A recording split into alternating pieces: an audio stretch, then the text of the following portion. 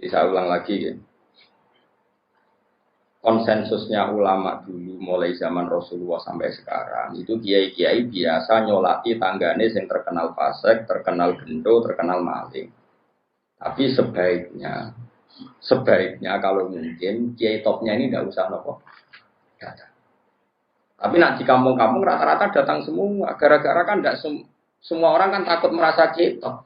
Sampai gejol-gejol kan. Tapi mau rata kok. Ning Gus, engko nang rasa ketok kowe. Perkara kesunatane sing top iku ora oleh teko, berarti sira teko ngrasa top. Akhire do teko mergo wedi dianggap top. Terus ketiga itu begini. Kalau nanti dibantah tiang. Kan kalau di kalangan kiai ada pasul masail juga, tapi mun boten di panitia ini NU atau Muhammadiyah buatan biasa silaturahim, buatan enten panitia ini. Jadi buatan enten sponsor ya, orang biasa ketemu malam.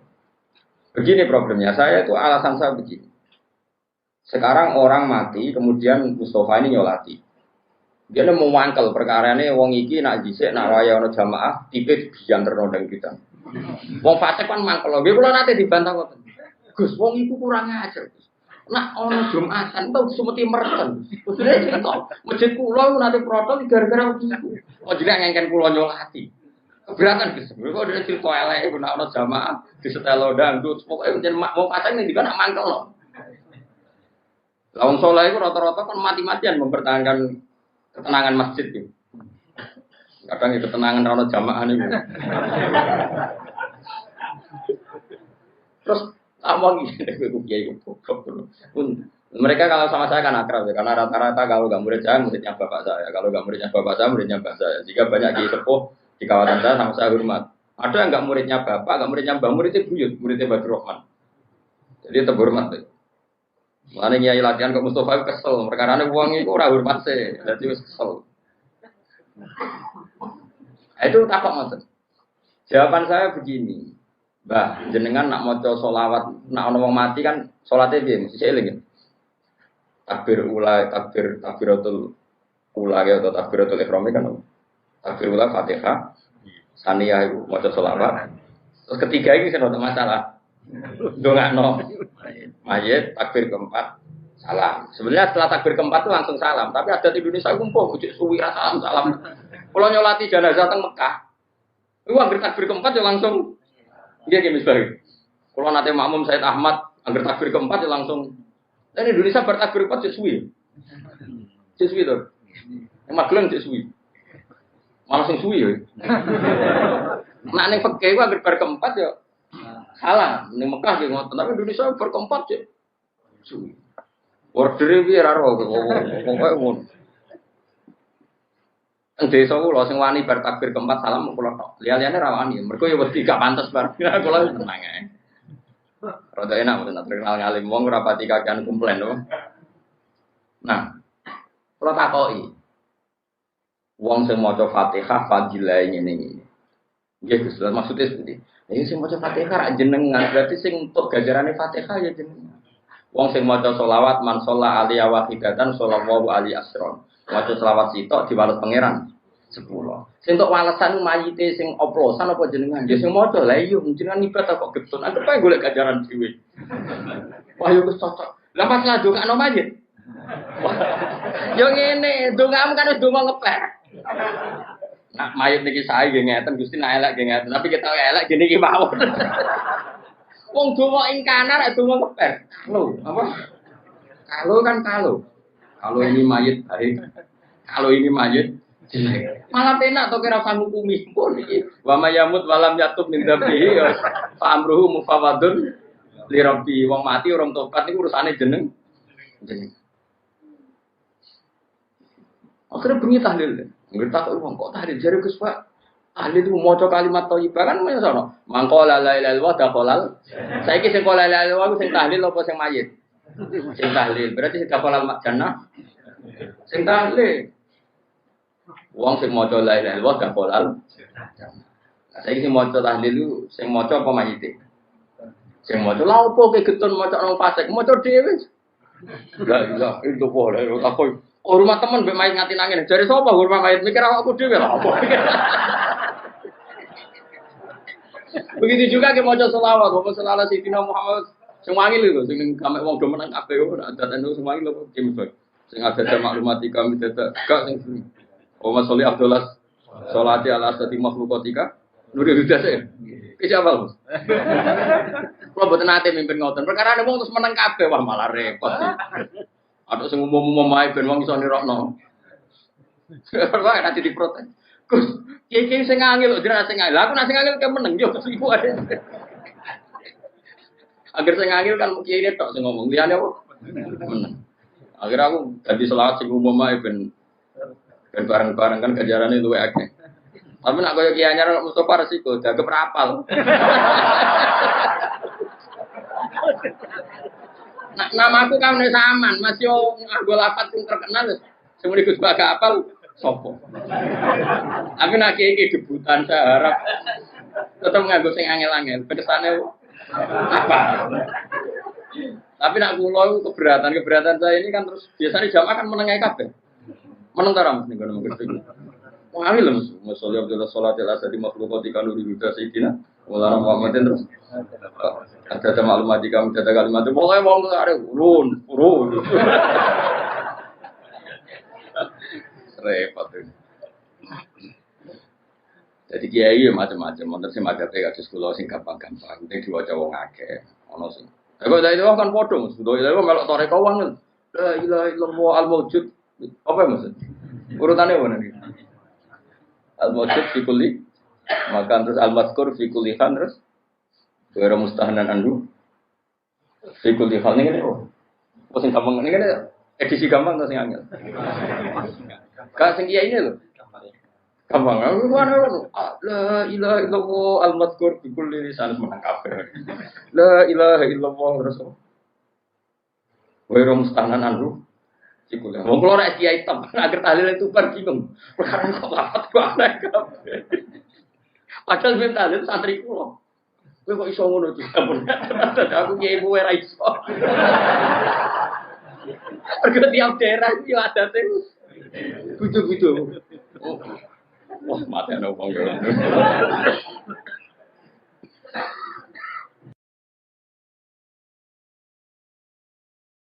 Kalau di pengalaman itu Gus Koyum langsung tidak pernah lihat kalau itu gering balik man. Iku bareng dene pidato kesusu mbak pidato tembuti. Ngerti nak kiai iku terkenal tahlil suwi mergo kalimatnya iku aneh-aneh. Ya kula suwun nggih tahlil kula mawon. Mergo dene kesusu. Terus jam moto kula kuping telu lha pun terus pidato. Mergo kuwatir nak kiai iku ra barbar. Mergo pas kesusu lan arek kesusu nggih, Bos. Ini cerita. Jadi nah, kefiah seperti ini itu kan baik. Kalau di orang fasik, kefiah ini tidak kita datang karena takut mangkel lah mayit tunggu semayit gendong kok tak dongakno. Oke, dari segi itu berhak kita mangkel ning wong dolim. Masalahnya kalau kita tidak mengisi tradisi ini, diisi oleh tradisi mereka. Mereka terus ceki, minum-minum, lebih sulit lagi kita menghilangkan. Mendingan gelo-gelo sithik, ngempet-ngempet sithik tekon ning majelis niati ngurip-ngurip tradisi Islam. Senajan kowe gedeng mayi. Gedenge ora iso mbok ilangi, gak apa-apa. Pancen mayit itu lalas sing dicolong ya donyamu. Masjid sing di imamane terus niku yen kena mercon. Wanyer wong apa sing ning desa kan wis parah tenan. Ada desa kula nu aman ya wonten kiai mulai buyut-buyut. Desa-desa debutan ngoten niku ora repot. Biasane langgar jadi sasaran. Lan kula sayang mbek Mustofa ki debutan wangel kan wabot. Rapot ya jeneng ono dilarakno ono macam-macam. Ya saya ulang lagi ya. Jadi ini supaya sampean tahu. Jadi tapi kalau kefasikan itu yang mutaadiyah tadi hanya saya kayak nggo bojone orang yang membunuh, kamu nggak boleh ngendikan yang lunak. Harus keras. Meskipun kita tetap ingin dia tobat tentu ya, tapi hukumnya harus keras. Makanya Nabi keras, kamu menzinai 10 wanita yang tidak bersuami dengan satu menzinai istri orang, itu dosanya berlipat-lipat satu orang atau satu zina yang istrinya orang. Tentu Nabi pun ada kualifikasi karena tidak mungkin. Taruh saja misalnya Yun Sewu ya, naudzubillah ya. Orang menzinai lonte ini kan profesional. Haknya kan hanya hak kuwa. Kamu yang hanya melanggar itu Aku, kamu melanggar aturannya Allah. Tapi kalau menzinai istrinya orang, apalagi orang ini merasa istrinya ini afifah apa? Afifah itu apa Rasulullah? Gak mau zina lah Pak afifah. Kayak apa? Jadi bujune pamit ning mall karena suaminya mau afifah disilai mobil digawani ATM. Terus boleh demenan. Kayak apa? Mangkal mobil ganggu fasilitas dari suaminya. Kayak apa? Makanya Nabi jelas ngendikan dosa besar itu antuzania bihalilati jari. Kamu menzinai istri orang. Istri orang pun di kelas-kelaskan, terutama istrinya tetangga. Ada urutannya. Jika kalau seperti ini Nabi tegas sampai misalnya Nyon Sewu ada hukum rajam. Saya pernah dalam Bahsul Masail ditanya, Gus rajam itu kan jahat, masa orang dibunuh gini-gini karena zina? Saya jawab, oke, kita dalam Islam Indonesia nggak ada rajam. Tapi Allah selalu mempertontonkan kematian yang sama. Ini hujjatullah. Misalnya begini, saya tanya. Andai kan ada hukum rajam tegas, mungkin satu Indonesia yang kena rajam itu nggak sampai 100, nggak sampai 10 kan? Karena syaratnya harus ada saksi 4 sing nginceng. Tuh iku kudu roh detail mlebune alat kelamin ning vagina. Ada roh kelonan tok, ora cukup. Aku terus ning dhuwure tetep ora iso dalam hukum Islam. Kudu roh alat kelamine lanang mlebu ning vaginane cawe itu. Kan ra roh. Terus rohe papat kudu bar. Ada gede nanjur itu. Enggak diterima.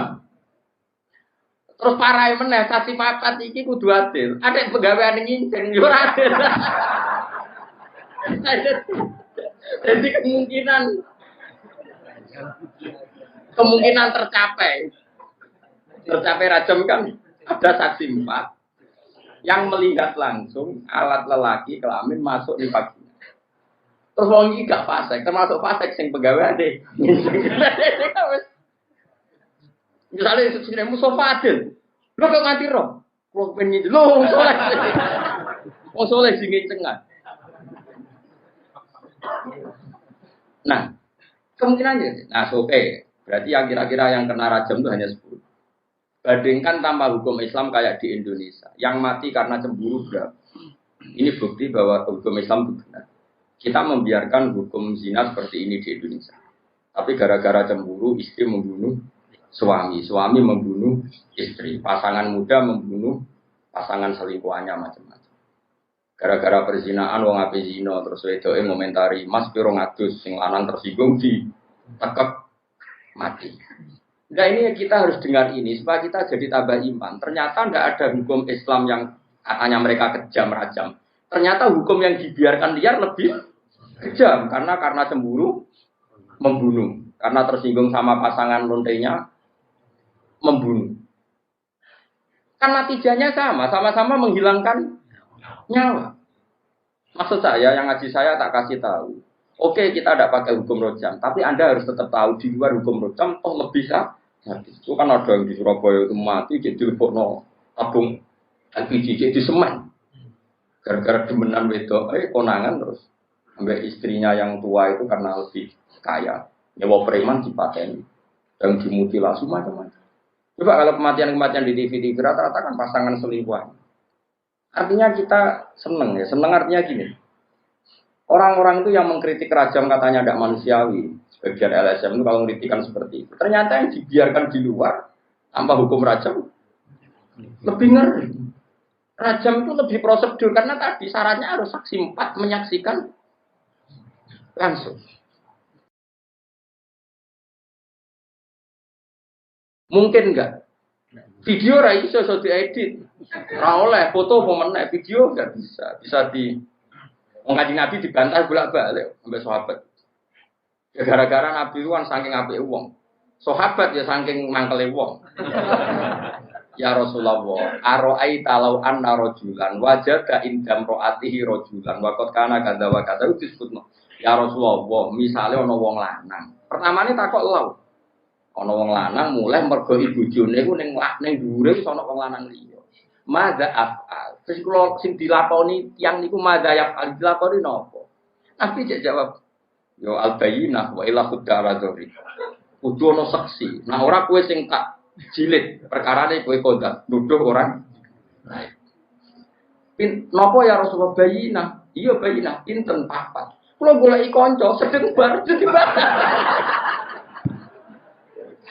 Kulo kan golek wong papat sedeng bar. Kok do pinter mesti. Nabi aja ngotot yo ora pokoke al-bayyinah wa illa budala dzori itu tetep bayyinah ora. Nah, saya itu berkali-kali pasul masail yang seperti itu. Menurut saya itu benar Nabi. Saya ulang lagi itu benar Nabi. Tentu Nabi itu paling benar. Bukan karena kita kultus saja, logikanya begini. Oke, dalam konteks orang soleh kayak Mustafa, mungkin cerita seperti itu benar. Ya cerita seperti itu benar. Tapi problemnya, wong lanang sira soleh ya akeh. Wong lanang sira soleh soalnya melaporkan istrinya karena wis ra soleh kepen Mekah. Pak Hakim melapor. Tadi malam saya mergoki istri saya selingkuh, maka harus diceraikan. Kalau hakim itu menerima semua orang, nanti semua orang kalau mantel istrinya akan menuduh istrinya zina. Dan kalau hukum Islam ditegakkan, semua yang tertuduh zina dirajam, entek wong wedok. Paham ya? Maka sebaiknya Nabi mah nggak percaya. Paham sih kalau maksud? Sehingga dipersulit. Akhirnya apa? Dalam konteks suami istri ada hukum khusus disebut li'an. Disebut nomor li'an. Li'an itu istrinya didatangkan di masjid. Zaman dulu kan tidak ada kantor pengadilan. Suaminya didatangkan di masjid. Sama-sama bersaksi tabri'ah. Tabri'ah begini. Disuruh sumpah 4 kali. Yang kelima itu sumpah. Cara saat ini sumpah sabar bedek. Sumpah pocong cara Madura. Kalau saya bohong dalam menuduh istri saya siap kena bedak atau kena laknatnya Allah. Terus istrinya di depan Rasulullah sumpah 4 kali, yang kelima saya siap mendapat azab Allah jika saya bohong. Baru terus dilepas. Furriqa bainahuma alal abad. Keduanya diceraikan alal abad abadi, sama-sama enggak boleh nikah lagi, terus diceraikan secara syar'an. Yang kok ngenteni perkembangannya pangeran, pokoknya sama-sama nantang sing gorong, nggak berbeda gitu. Utara cara saya dipelintes tronton. Kalau di daerah saya gitu kan, anak pantura, ada tukaran gitu. Aku ada nganti melok wong iku, tabrak truk. Terus yang musuhnya, oh tuh truk tok, meni tronton. Saking mangkelnya, saking debat tuh. Sing mbung belah ya ngono, kecemplung segoro. Sumpah apa? Mungkin asing biasane Merapi, sumpah kecokot ulo, kan sesuai daerah apa? Masing-masing. Ini penting kalau aturakan ya, jadi saya mohon sekali, jadi untuk hal-hal yang menjadi hukumannya Allah, kamu harus angkat tangan. Iya Allah menunjukkan wong-wong maksiat itu lahum fid dunya. Di dunia itu pantes sih, itu ya untuk ono inan. Makanya dalam Indonesia udarane copet yo. Coba, kok ini jenius. Berkali-kali aksi kok gak konangan. Berarti sing dicopet itu bodoh, sing nyopet. Wah, ya repot langsung sesuai nak gak ono bahasa hukum nanti begitu. Kalau barang itu orang yang menarik. Sampai banyak orang tertarik. Berarti hebat. Wah, ya repot. Lalu kalau seneng Indonesia niku anggap apa? Artinya apa itu? Apa ya? Bahasa Indonesia meskipun Nyun Sewu yang melafatkan tokoh-tokoh nasional pun atau TV-TV nasional, bahasanya tetap ada razia Satpol PP pada penyakit apa? Penyakit masyarakat. Bahasanya masih seperti itu, penyakit masyarakat terus. Ya pokoknya sampah masyarakat masih bagus. Tapi kan nanti kalau bahasanya dirubah hanya karena nuruti Nyun Sewu kemanusiaan. Satpol PP memburu orang yang belum dapat pekerjaan. Yang sementara, wah malah kangelan repot. Cara kula wis bener kok, Pak. Sampah masyarakat, penyakit. Ini bukti bahwa Allah itu kuasa. Jadi Allah itu gak ada sunnah. Barang maksiat itu delalah secara nasional maupun internasional itu dibahasakan secara keras. Maksudnya Amerika ada rani lonte gitu. Aku sering delok film-film barat. Kulo nu sering delok yang konsensus mawon. Ternyata gambarannya di barat kalau ada istri sah kok suaminya selingkuh, ya sing dimarahi ya selingkuhan. Orang kok selingkuhan marahi istri resminya. Masih orang barat, masih orang negara komunis itu PKI lah, neng Cina. Sing nyolong mbek sing dicolong sing Melayu sing nyolong. Lho kok ijek Islami kok roh nak sing nyolong. Ora kok sama rata terus. Paham ya? Mulane bener zaman Kisah almarhum Nah, kode kulon, uang dari gue PKI kurang. Aslinya yang hati ini yo duit tahu. PKI mau gaya-gayaan, maksudnya gaya-gayaan dulu. Fitrah manusia itu menolak paham anti Tuhan. Saya ulang lagi, fitrah manusia itu bukan gak ada PKI, enggak, bukan PKI yang organisasi. Fitrah manusia itu menolak paham. Buktinya itu tadi, orang yang selingkuh ya delik. Terus PKI lah, nah selingkuh delik tuh. Nah nyolong delik tuh. Kamu rawat di pangeran, rawat di hukum kok. Delik. Kan wedi nuraninya sendiri. Maling itu nak konangan Melayu. Orang kok sampai PKI, oh serana pangeran, dunia kabeh podo sama rata. Wis dibagi ya ora ono. Tetep Melayu. PKI je Melayu. Jadi makanya agama Islam disebut fitrah Allahil lati fatarona sa'aliyah. Pasti pikiran manusia itu ingin Islam. Ini Islam itu seperti tadi. PKI lah dari anti hukum apa, anti agama. Ternyata napas nyolong ya. Harusnya kalau dia tidak meyakini itu haram, tidak meyakini itu masalah kan nggak perlu. Jadi bar nyolong terang-terangan. Disentak sing doma. Iya dunia mu bojoku. Dunia iki sama rata.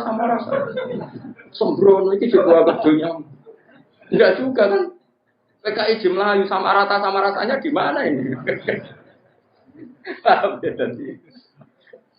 Makanya cara Allah itu nggak bisa nerima orang udah Islam itu tidak bisa, karena Allah bikin dalam tubuh manusia itu fitrah, dan fitrah ini pasti sesuai dengan Islam. Ini disebut fitrah Allah berarti fatoran nas alaiha, bahwa agama ini sesuai fitrah nurani manusia.